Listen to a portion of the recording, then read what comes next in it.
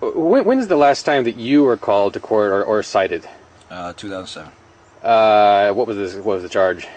Driving in reverse, driving through reverse through a stop sign, failing to yield, and reckless driving. And what happened? They're all dismissed. You never ended up in court? I definitely did. Oh, you better believe I did. And the only thing I asked the judge, I said, I do not dispute any of the facts or evidence that's going to be before this court today. Can I please only bring the law before the court? Because right now, at this point, there is no law before this court. There's a lawless court. He says, well, where are you from, sir? I said, New York. He said, well, down here in Virginia, we do things a little different. Can we do it at our pace? I said, sure, go ahead. But, as soon as I bring the law before the court, you'll clearly see that I will prevail. And he said, well, can we just at least let the officer tell what happened that day? And I said, fine. I said, you got a video camera what happened that day?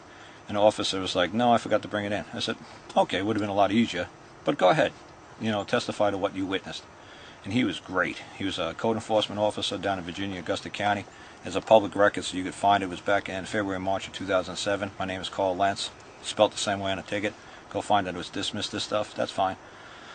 And what it was is the officer said on a crisp, clear March 13th day at 24/700 hours, whatever, he was going, man, this guy, he was perfect. I mean, the way he described everything, what a witness.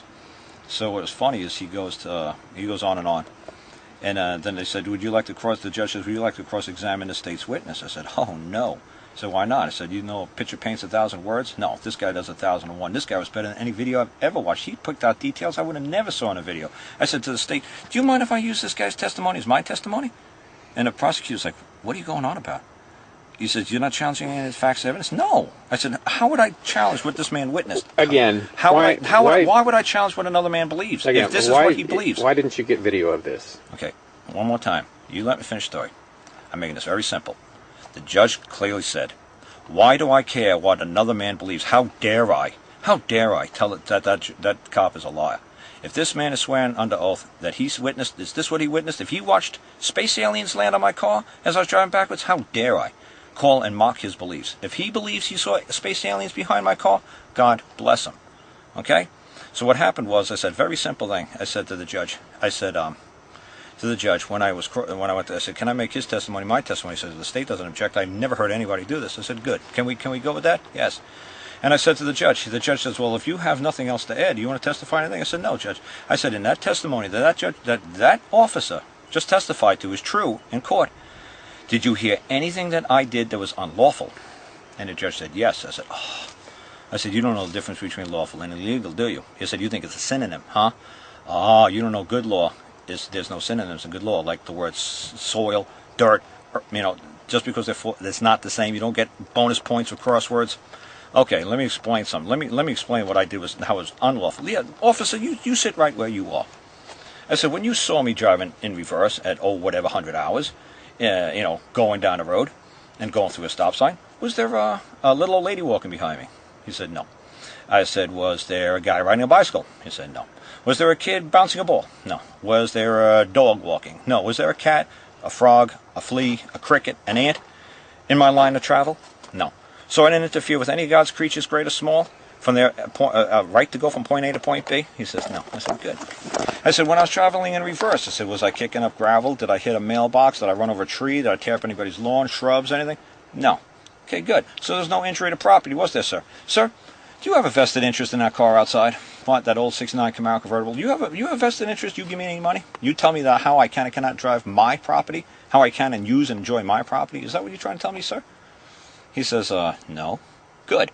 So, Your Honor, maybe that clearly establishes the fact that what I did was not unlawful. There was no harm, no injury, and no accrual of any financial loss to any man on planet Earth. Do anybody have a claim before the court today to rebuke that fact?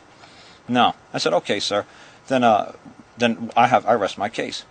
So it's so funny. The prosecutor got up and he said, this was the most ridiculous, nonsensical, ridiculous I've ever heard in my life. And he was like 30, been doing this for 30 years. His name was Pigeon Dove or something like that.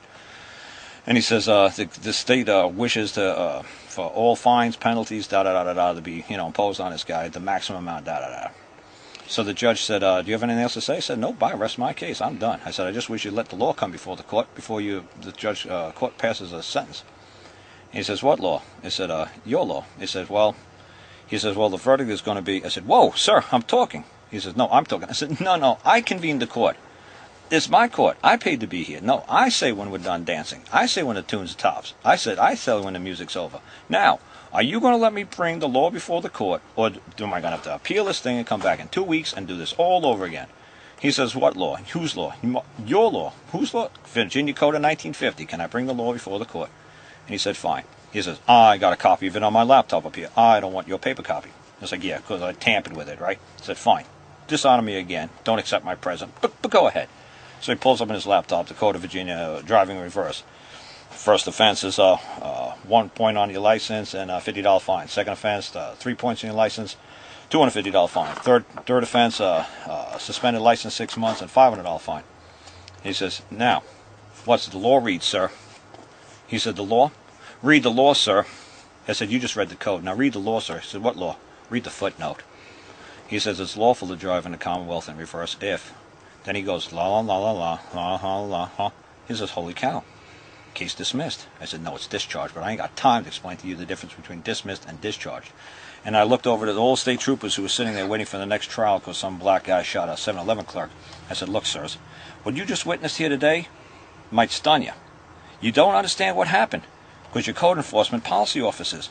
This man is telling you what you're doing is legal. What I'm telling you what you're doing when you're interfering with a man's right to go from point A to point B is unlawful. I said, look, I said, God bless you guys. I said, because I know your code says that if I flip my car or truck on the way home and it's burning, you're supposed to wait for the fire department.